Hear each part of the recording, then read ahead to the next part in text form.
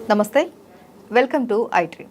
మనతో పాటు ఉన్నారు ప్రముఖ ఆయుర్వేద వైద్య నిపుణులు డాక్టర్ చిట్టిబొట్ల మధుసూదన్ శర్మ గారు. ఈరోజు వారితో మాట్లాడి అధిక బరువును ఏ విధంగా మనం తగ్గించుకోవాలి, దానికి ఎలాంటి పద్ధతులు పాటించాలి, దీని గురించి సార్ అడిగి తెలుసుకుందాం. నమస్తే సార్. నమస్తే సార్. చాలామంది వెయిట్ లాస్ అనేది చాలా త్వరగా తగ్గాలి అని ట్రై చేస్తూ ఉంటారు. కొంతమంది ఓ పద్ధతి ప్రకారం తగ్గుతూ వస్తే చాలు అని అనుకుంటూ ఉంటారు. సో ఈ వెయిట్ లాస్ అన్నది మనం ఏ విధంగా తగ్గించుకుంటే మంచిదంటారు? క్రమక్రమంగా తగ్గడం మంచిదమ్మా. వైద్య ప్రపంచం చెప్పేది కూడా ఏంటంటే సడన్గా తగ్గడం మంచిది కదమ్మా. పెరుగుట విరుగుట కొరకు అని చెప్పేసి మన పెద్దలు చెప్తుంటారు. అది మంచిది కదమ్మా. ఎందుకంటే మనం ఒక్కరోజు 2 రోజుల్లో 15 రోజుల్లో వెయిట్ పెరగలేదు. సో వెయిట్ క్రమక్రమంగా పెరిగాం కాబట్టి పెరిగిన వెయిట్ తగ్గాలంటే క్రమక్రమంగా తగ్గడం మంచిదమ్మా. ఆరోగ్యరీత్యా క్షేమదాయకము. వైద్య ప్రపంచం కూడా అదే వాస్తవాన్ని అట్లే చేయమని చెప్పేసి అట్లే ఫాలో అవ్వమని చెప్తున్నారమ్మా. కాబట్టి క్రమక్రమంగా తగ్గడం మంచిదమ్మా. ఇక్కడ ఈ తగ్గే విధానంలో కూడా మరొక పద్ధతి ఉందమ్మా. సర్వసాధారణంగా కుటుంబ సభ్యులు కానీ లేకపోతే వాళ్ళ స్నేహితులు కానీ తెలిసిన వాళ్ళు కానీ ఎవరైనా సరే ఒక 3, 4 లేదా 5, 6 మంది కలిసేసి ఒక్కసారి ఈ ప్లాన్ స్టార్ట్ చేస్తారు. వెయిట్ ఉన్నటువంటి వాళ్ళందరూ కలిసేసి. సో అదే ఫుడ్ తీసుకుంటారు, అదే టైప్ ఎక్సర్సైజ్ చేస్తుంటారు, అదే ట్రీట్మెంట్ తీసుకుంటుంటారు. కొంతమంది త్వరగా బరువు తగ్గుతారు, అవును. కొంతమంది స్లోగా బరువు తగ్గిపోతుంటారు. Same diet same exercises follow అయినా కూడా ఒక్కొక్కళ్ళు ఒక్కొక్క విధంగా తగ్గిపోతుంటారు. ఇది కూడా మనకు సమాజంలో గమనింపదగినటువంటి అంశమా. సో దీనికి కారణాల గురించి ఆలోచించేస్తేమా, అసలుకు ఈ వెయిట్ లాస్ ప్రోగ్రామ్ పెట్టుకున్నప్పుడు వెయిట్ తగ్గేటువంటి విధానము శాస్త్రీయ పరంగా చెప్తాను చూడండి.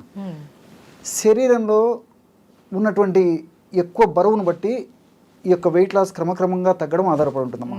అంటే ఉదాహరణకు ఒక 5 మంది వ్యక్తులలో ఒక వ్యక్తి అధిక బరువు ఉన్నాడు అనుకోండి, ఆ వ్యక్తి త్వరగా బరువు తగ్గడం మొదలవుతుంది, అంటే మిగతా వాళ్ళతో పోల్చుకుంటే. సో ఫ్యాట్ అలాంటి వాళ్ళలో త్వరగా కరుగుతుందమ్మా. రెండోది ఏమంటే మన దేహంలో ఉన్నటువంటి నీటి శాతాన్ని బట్టి, నీటి శాతం ఎక్కువ ఉన్నటువంటి వాళ్ళు త్వరగా బరువు తగ్గుతారు, నీటి శాతం తక్కువ ఉంటే బరువు లేటుగా తగ్గిపోతారు, తగ్గడమేమో తగ్గుతారమ్మా. మూడవది ఏంటంటే దేహంలో ఉన్నటువంటి కొవ్వు శాతాన్ని బట్టమ్మా. ఈ కొవ్వులు 2 రకాలు, బ్రౌన్ ఫ్యాట్ అని, వైట్ ఫ్యాట్ అని. ఈ మధ్య కాలంలో ఏర్పడినటువంటి కొవ్వును బ్రౌన్ ఫ్యాట్ అంటారమ్మా శాస్త్రీయంగా. ఈ యొక్క బ్రౌన్ ఫ్యాట్ క్రమక్రమంగా కొన్నాళ్ళకంతా వైట్ ఫ్యాట్ కింద మారిపోతుంది. అది ఎన్నాళ్ళ నుంచో పేరుకోవడం వల్ల ఆ విధంగా జరుగుతుంది. సో బ్రౌన్ ఫ్యాట్ అంటే ఈ మధ్య కాలంలో కొవ్వు ఎక్కువగా పేర్కొన్నటువంటి వాళ్ళలో కొవ్వు త్వరగా కరగడం మొదలవుతుంది. వైట్ ఫ్యాట్ నిదానం అవుతుందమ్మా. కాబట్టి ఇలాంటి అనేక రకరకాలైనటువంటి మార్పుల వల్ల కొంతమంది త్వరగా బరువు తగ్గుతుంటారు, కొంతమంది నిదానంగా బరువు తగ్గుతారు, తగ్గడమేమో తగ్గుతారమ్మా.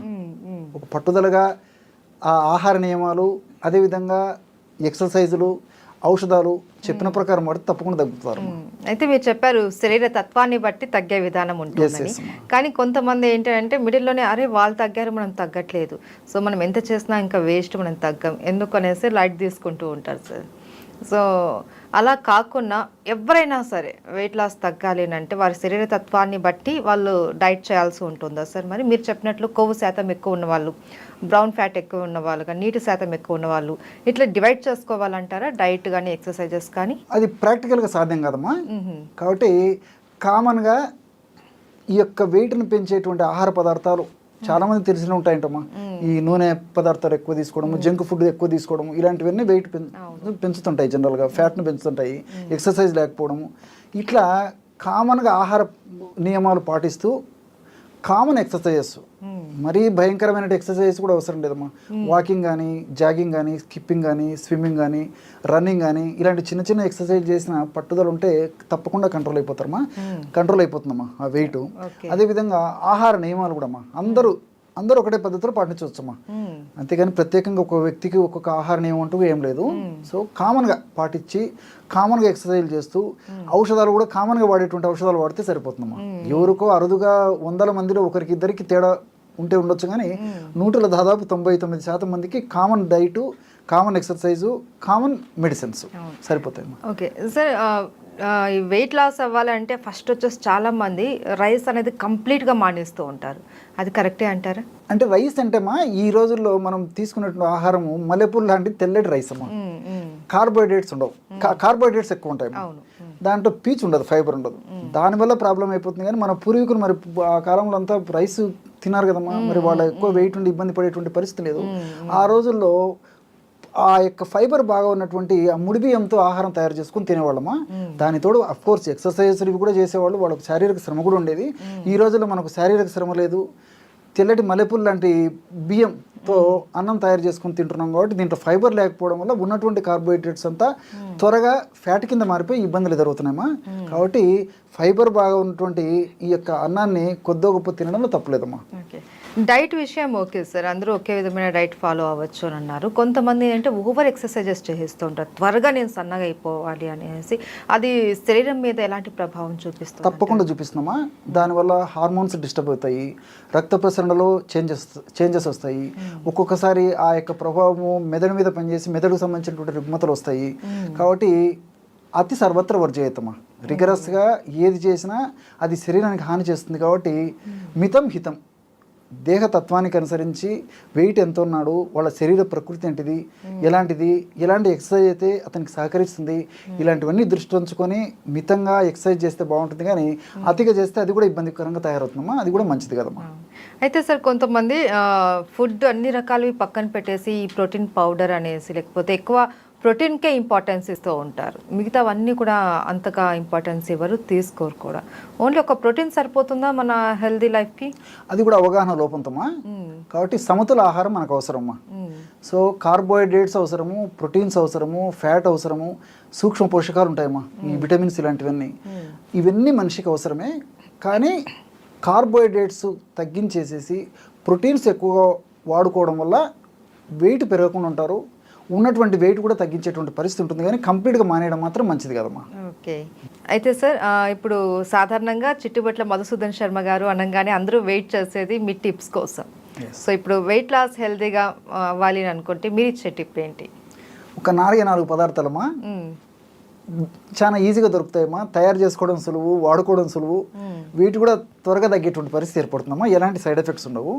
కరక్కాయల యొక్క చూర్ణం ఒక 100 గ్రామ్స్ తీసుకోవాలమ్మా. అట్లే వామును వేయించి చేసినటువంటి చూర్ణం ఒక 50 గ్రామ్స్ తీసుకోవాలి. శొంఠి పొడి ఒక 25 గ్రామ్స్, సైంధవరణం 25 గ్రామ్స్, కరక్కాయ చూర్ణం 100 గ్రాములు, వామును వేయించి చేసినటువంటి చూర్ణము ఒక 50 గ్రాములు, శొంఠి పొడి 25 గ్రాములు, సైంధవరణం పొడి 25 గ్రాములు, అన్నీ మనకు దొరుకుతాయి. మొత్తము ఈ యొక్క పదార్థం అంతా కలిపి 200 గ్రామ్స్ అయిపోతుందమ్మా. అంతా కలిపేసి ఒక గాజు సీసాలు నిల్వ ఉంచుకొని రోజు ఉదయం ఆహారం తర్వాత అట్టే రాత్రి ఆహారం తర్వాత 1/2 టీ స్పూన్ అంటే 2.5 గ్రాము ఉదయము, 2.5 గ్రాము రాత్రి ఆహారం తర్వాత ఒక కప్పు లేదా ఒక 100 ml గోరువెచ్చని నీళ్ళలో కలిపి సేవిస్తుండాలమ్మా. ఈ విధంగా సేవిస్తే చాలా త్వరగా వెయిట్ లాస్ కావడం జరుగుతుంది. రెండోది ఏంటంటే ఈ నేను చెప్పినటువంటి ప్రమాణంలో తయారు చేసుకున్నటువంటి ఔషధము ఇంచుమించు ఒక 40 రోజులు వస్తుందమ్మా. 200 గ్రామ్స్ కదా, తక్కువ ఖర్చు కూడా, చాలా తక్కువ ఖర్చు. వేలాది రూపాయలు, కొంతమంది లక్షాది రూపాయలు ఖర్చు పెట్టడానికి వెనకాడరు. కానీ చాలా సింపుల్ ఏమిడమ్మా, ఇది రీసెర్చ్లో పరిశోధనలో కూడా ప్రూవ్ అయినటువంటి ఫార్ములా అమ్మా. ఇది ఈ యొక్క 4 ఔషధాలు కూడా వెయిట్ లాస్ అయ్యేందుకు చాలా చక్కగా సహకరిస్తాయమ్మా. సో అందరికి దొరుకుతాయి, సైడ్ ఎఫెక్ట్స్ ఉండవు, సైడ్ బెనిఫిట్స్ ఉంటాయి. కాబట్టి వెయిట్ లాస్ ఉన్నటువంటి వాళ్ళు ఆహార నియమాలు పాటిస్తూ ఎక్సర్సైజ్ చేస్తూ నేను చెప్పినటువంటి యొక్క మెడిసిన్ ఆహార ఔషధం వాడితే చక్కటి తప్పని ప్రయోజనం ఖచ్చితంగా కలుగుతుందమ్మా. ఓకే, సో మీరు చెప్పే టిప్స్ అన్నీ కూడా సార్ చాలా మంది ఫాలో అయ్యి చాలా బెనిఫిట్స్ కూడా పొందామనేసి మనకు చెప్తూ ఉంటారు సార్.